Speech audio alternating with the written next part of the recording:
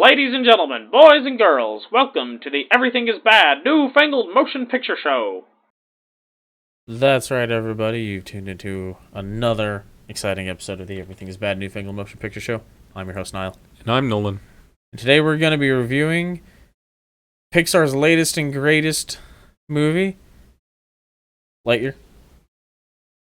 Lightyear. So we're going to do a spoiler-free review, and then we'll give you a spoiler warning and get more in-depth into the movie after that. So this movie, I think there's a lot of confusion about what this movie is supposed to be. I was never confused. I realized instantly what this movie was supposed to be, but apparently there's a lot of people that had no clue. They thought it was actually like a prequel to Toy Story. Yeah, that's weird. Like a direct prequel to Toy Story, which I'm like, I don't know how you could see these trailers and think that it's anything other than what it is. So, Nolan, I know you were more alive, more aware during like the height of what this, like the toy tie-in. Well, yeah. So when you make thing. an action figures are not made in a vacuum. They're always tied to other media, Right. and so there was a time when you would make action figure line, and then you would create a cartoon to tie into that, to basically just commercials to sell the action figures. That's what He-Man was. That's what He-Man was. That's what G.I. Joe was, or the rebirth of G.I. Joe in the 80s. Yeah. Not the original G.I. Joe. That's what, My Little Pony was that. But, and then there's the alternative of you make a movie or a TV show, and then you create toys to capitalize on the popularity. Yeah. Starship Troopers did that. Aliens did that. Star Wars. Star Wars was the big one. All those Kenner action figures, man. So within the world of Toy Story, that's what Buzz Lightyear is. There's a Buzz Lightyear movie, there's a Buzz Lightyear show and video game. We've seen that within the Toy Story movies. And right. This movie is the first Buzz Lightyear movie in the Toy Story universe. Right. This is what Andy watched. It became his favorite movie. And that's what he wanted, the toy, and got the toy from his favorite movie. And this movie even opens up with a screen telling you exactly that. Right, which I kind of wonder how late in production that got added. Right, because I had lately been hearing people talking about this movie without having seen it and just describing it as like a prequel to Toy Story somehow. That doesn't make any sense. Yeah. The wildest one was like, oh, this is the movie about the real life person that the Buzz Lightyear toy was based on. I'm like, well, it's obviously science fiction. Yeah. So no, it's not based off the real life person. Buzz Lightyear is not Buzz Aldrin. Right. So, yeah. Which I thought, like, it's a bit meta. Yeah. So I guess normies could be confused by that. But I understood very quickly once I heard there was going to be a Lightyear movie. I was like, oh, that must be the movie that the toy in the show was based on, like, in that world. Right. Like, I knew instantly what it was. Then I saw the trailer and I was like, yeah, that's exactly what this is. Yeah. No action figure has been made in the last 30, 40 years without some sort of media tie-in. Right. Most toys have some sort of tie-in. If it's a video game, it might be a heavy metal band. if it's Kiss. But there's some sort of media tie-in to most toys. Right. Certainly every action figure. Yes.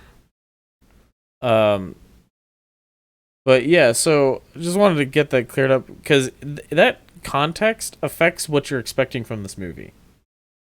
Like, looking at some of the reviews, there's some people who were just went into this movie utterly confused about what it was supposed to be, and then when it wasn't whatever they thought it was going to be, they get upset about it. I also saw a number of people who must have reviewed it without actually watching the movie. Yeah, I wonder how much of that is just people's current anger at Disney in general. Yeah. For a number of things that we won't get into, but what some people are angry at Disney about, and I wonder how much of that is just negative review bombs on this movie because of that. To give you an idea, this movie has a 5.3 out of 10 on IMDb right now, which is absurd. Like, it's might not be Pixar's best movie, but it deserves at least a 7. It was a pretty good movie. Yeah. And the thing is, it's a beautiful movie. Oh, it's the most beautifully animated movie from Pixar ever. Yeah, the animation is incredible in this movie. Some of the lighting effects in this are really impressive. Yeah. Like, there was one point where I had leaned over, I was like, the lighting in this scene is really good. Yeah. You know, so I was blown away when because like our typical thing is once credits roll, one of us or both of us will pull out our phone and just start looking at IMDb while the credits are rolling, just looking at stuff on the movie, sort of, you know, to get our headspace around doing this, and partially, but also Nolan's a giant movie nerd, so he instantly wants to go look up stuff, or like, oh, who, you know, that voice is familiar, who played that character? Right. But the reason I think it might be a lot of review bombs, besides the fact that if you read some of these reviews, you're like, obviously this person didn't see the same movie I saw. There's so many ones. Right. You very rarely get, you know, one. This is by no means deserves a 1. No. Like, even if you thought it was a bad movie, it sure as hell doesn't deserve a below a 5, no matter how much you dislike this movie. Like, to me, below a 5 are things that are just incompetently told stories. Like meandering stories, things like things that are guilty of Chekhov's guns issues. I don't think I'd even give Jurassic World Dominion a 5. Below a 5. Below a 5, yeah. Like below 5 is things like The Room, like things that with stories that are just poorly told, poorly written, and just like executed. Every aspect of the movie has to be bad. Right. This movie's like, regardless of whatever you might think about it, the story flows. The pacing works really well. The animation is gorgeous.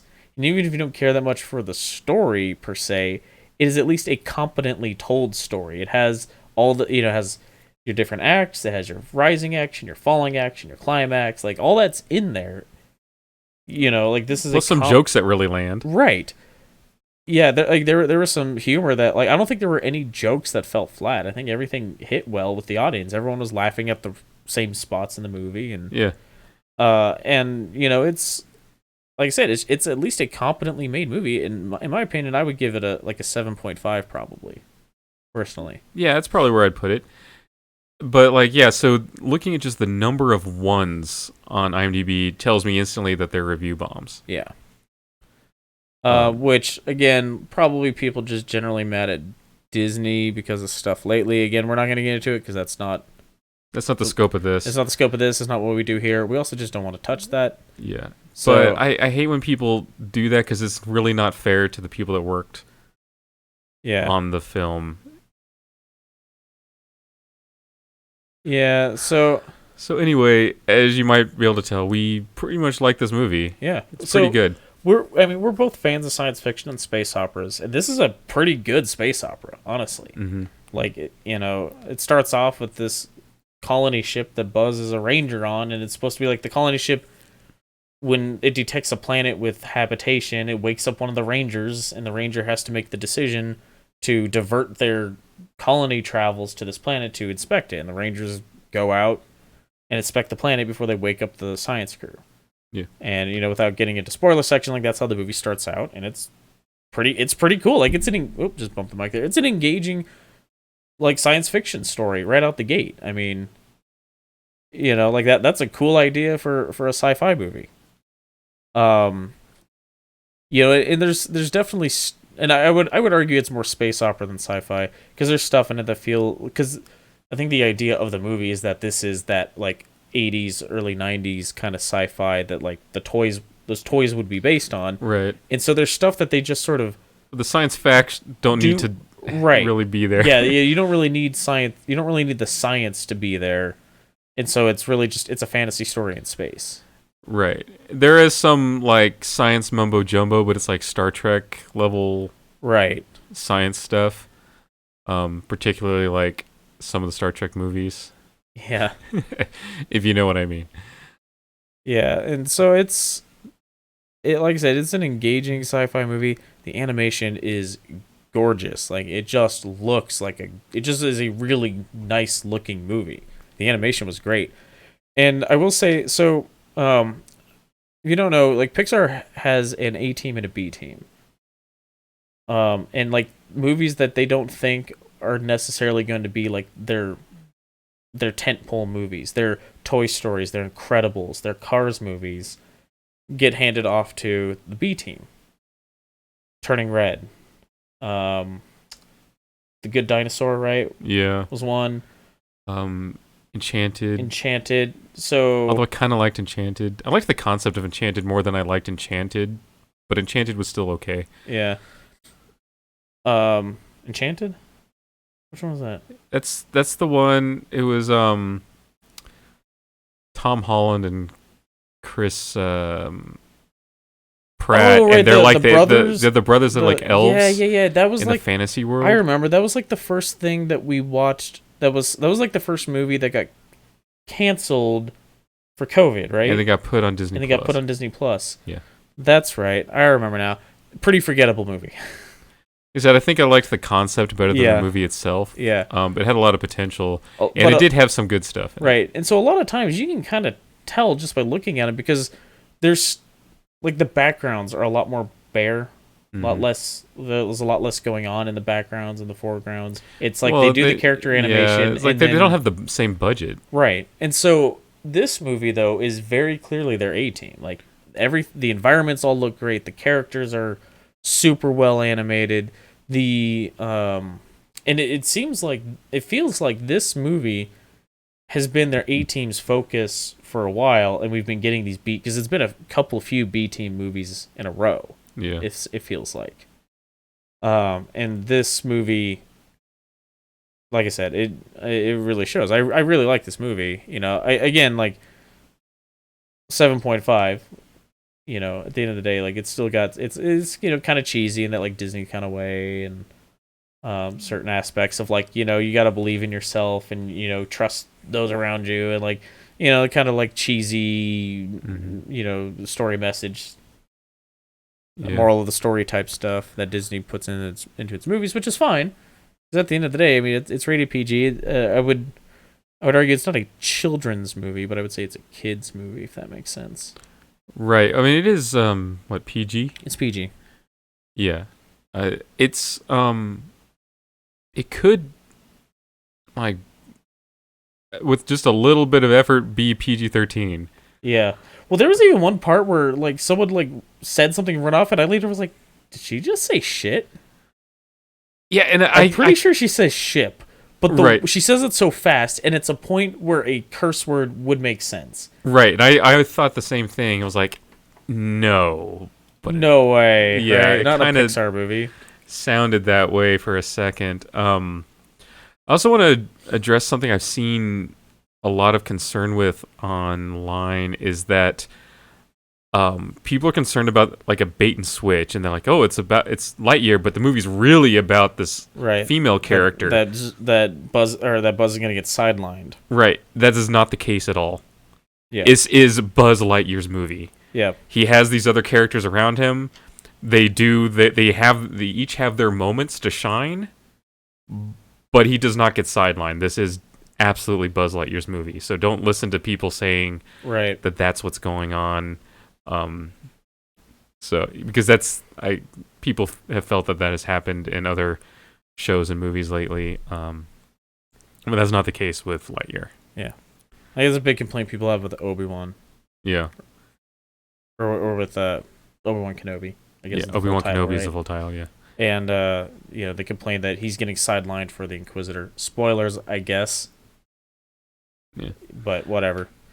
I mean, I'm an episode behind, and I know this. I'm an episode behind as well. But anyway, so this is definitely Buzz Lightyear's movie for sure. And yeah, I mean, I definitely recommend checking it out. I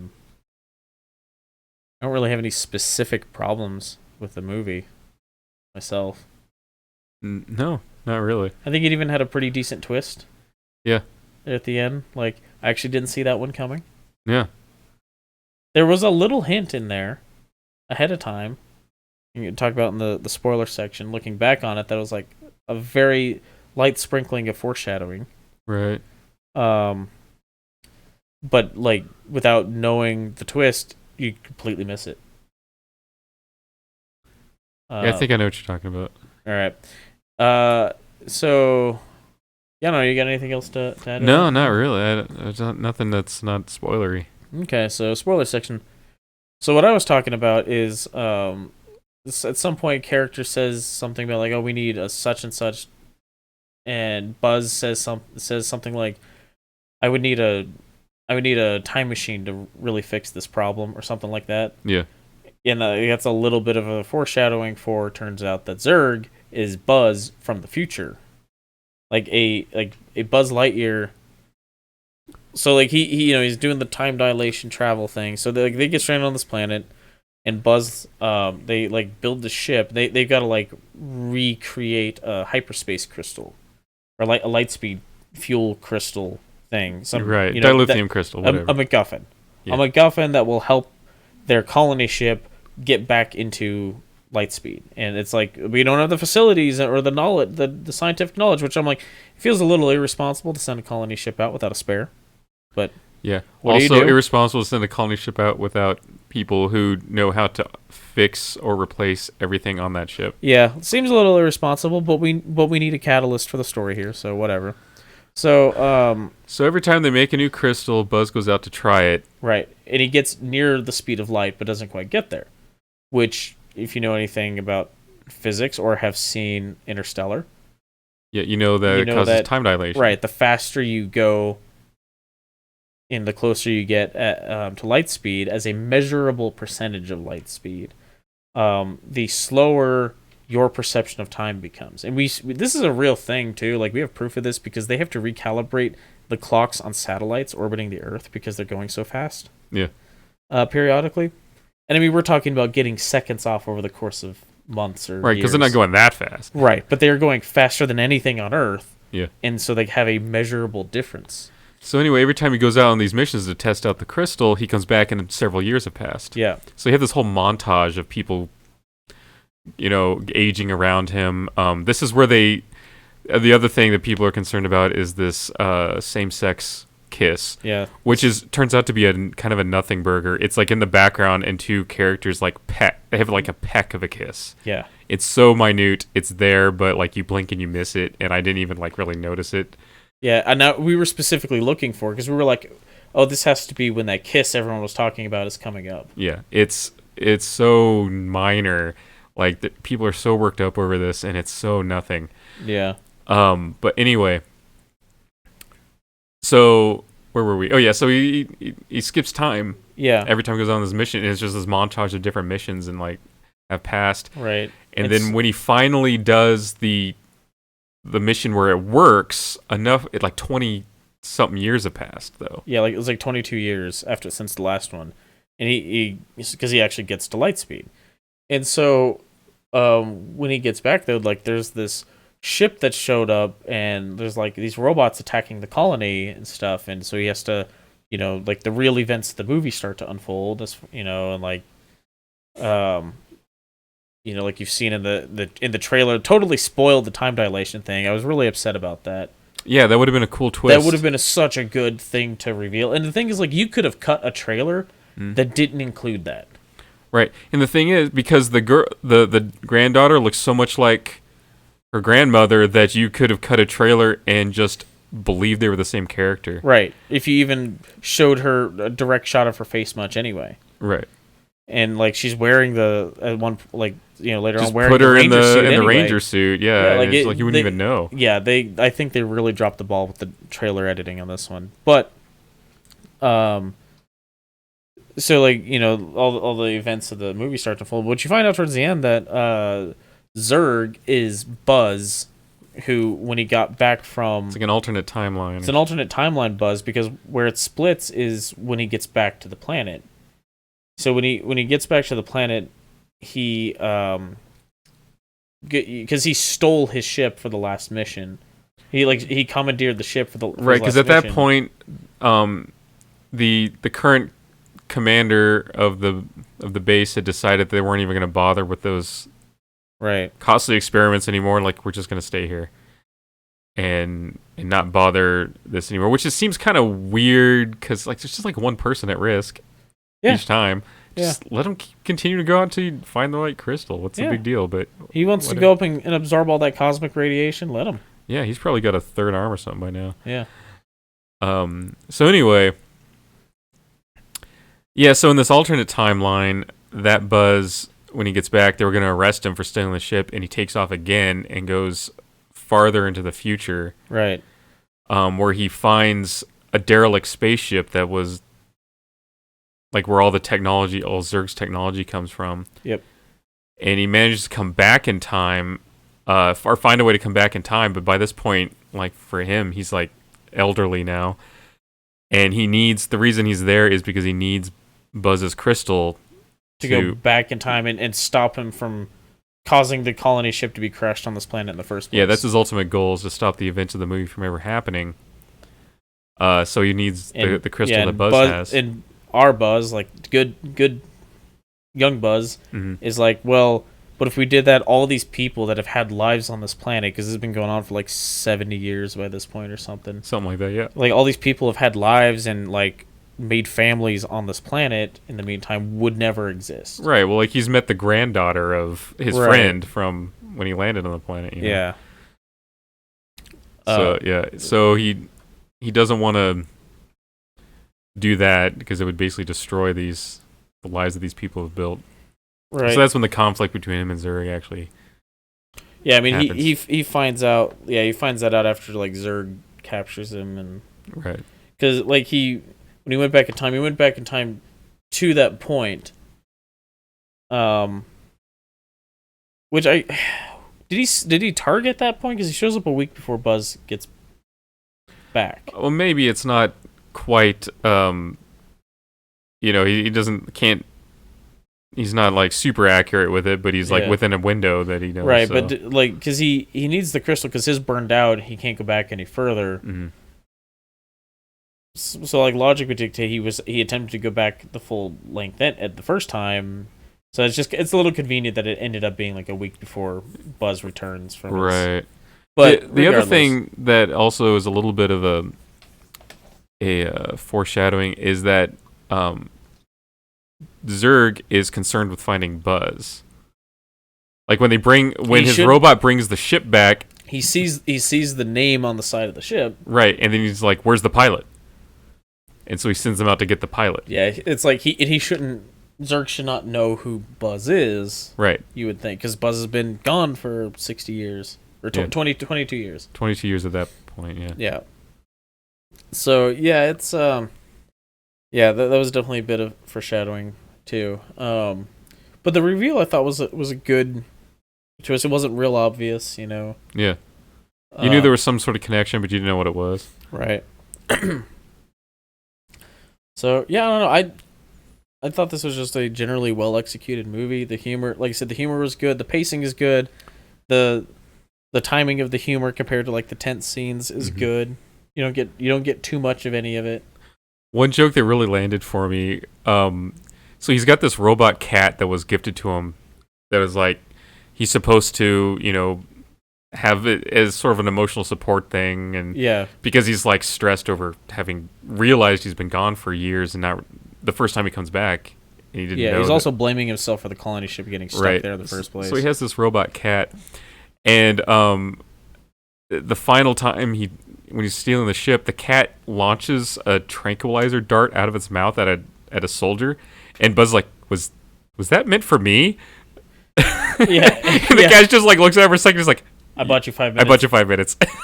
Like, yeah. Just like dawned on him, like, wait a minute. Yeah, he's like, was that in case I got out of line? Yeah, he's like, was that in case I got out of line? Like, he realized that this robot was probably there to spy on him. Yeah. Yeah, that was pretty funny. The cat's like most of the comedic relief. Yeah, he's a lot of it. And it's not. And what I like is it's not like goofy comedic relief sidekick. Mm. It's like some fairly smart humor. Yeah. For a Pixar movie. And then a lot of the other comedic relief is Taika Waititi's character. What's that?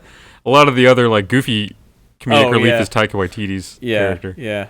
But although I say like smart humor, like Pixar doesn't have that. Like, I mean they do. Like, they're fairly well known for that being. That's why they're so enjoyable by adults and kids. At least like the A-Team stuff, like Incredibles, Cars, Toy Story. From what I understand, if you're not if you are not an Asian American youth, turning red doesn't mean anything to you. That's what I've heard. That's what I've heard. I haven't seen it. Yeah.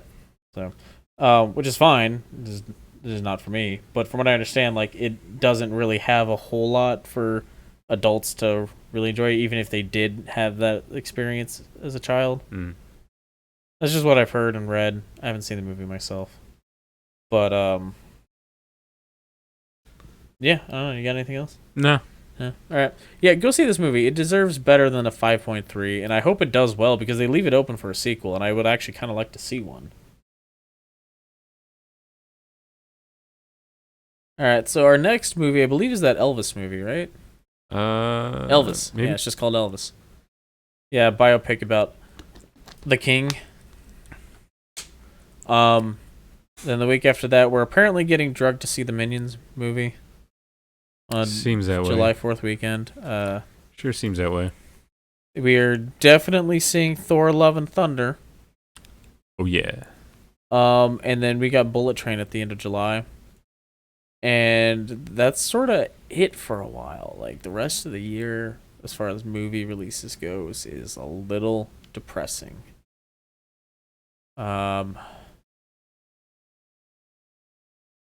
Let's see. Idris Elba is in some movie called Beast. Father and his two young teenage daughters find themselves hunted by a massive rogue lion intent on proving that the savannah has but one apex predator. That sounds really bad, right?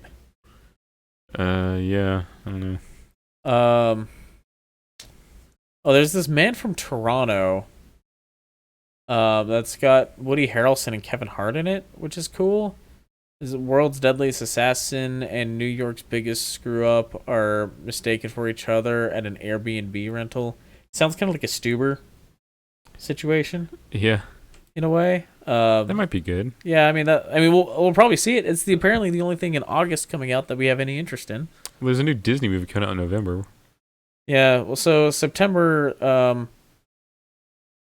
is just looking at this nothing that we care about, like Puss in Boots is like the most appealing movie that month, which is not saying a lot. October is Black Adam.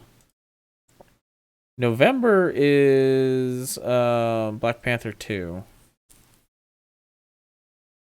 And oh yeah, Strange World, which we finally saw the trailer for, and it is pulpy as hell.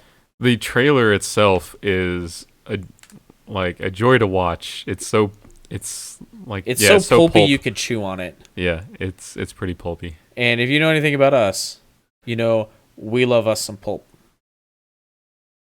Let's see. December is the next Avatar movie, we assume. Yeah. I mean, nothing says it's been delayed yet. I wonder, does James Cameron even want to make these movies, do you think? I'm curious. I think the smart money would be to kill off Sigourney Weaver's character, though, because she might not live to make... Is she in this next one? I don't know. Maybe. I mean, not that she's, like, old, but... At the rate he's making the movies, it might be, like, a couple decades. She's in it. It might be, like, a couple decades before she... Yeah. Before he makes another one. But then we also have the Shazam sequel in December. Like, that's it. That's not a whole lot for the rest of this movie. So, yeah, hopefully maybe some stuff gets announced in the meantime, but it's not looking great. This, we're pretty sure, is the result of that chunk of time during COVID where, like, all movie productions were shut down for several months. That gap caused by them not starting any new movie projects. The timing works out about right with about how long it takes to make a feature-length movie these days. Yeah. So the timing works out for that to be the case. So we're assuming that that's why there's just this void between from the end of July through December, where there's just nothing. But yeah. All right. You got anything else? Nope. Cool. All right. So if any of those upcoming movie reviews sound of interest to you, come back, check us out for that. Hit the bell, I guess. subscribe, like the video, comment, whatever you feel like doing. Yeah, free country. Yeah, free. We won't make you. Hell, even do a thumbs down. It still counts as engagement. Helps the algorithm. Trust us. And then go check out our previous reviews. What was our last one, Nolan? Jurassic World Dominion. It sure was. Boy, howdy, is that ever a review? Is that ever a review? Yes. I sort of marble mouth that one, didn't I? Yeah, well. And Take a mulligan. Huh? I said take a mulligan on it. We'll fix it in post. Nolan's like, no, it won't. Yeah. Well. No, definitely not. So yeah, go check out those reviews. There's a lot of good stuff in theater right now, and some not so good stuff. I'll let you figure out what's what. And so until next time, thanks for listening. Bye. Toodles.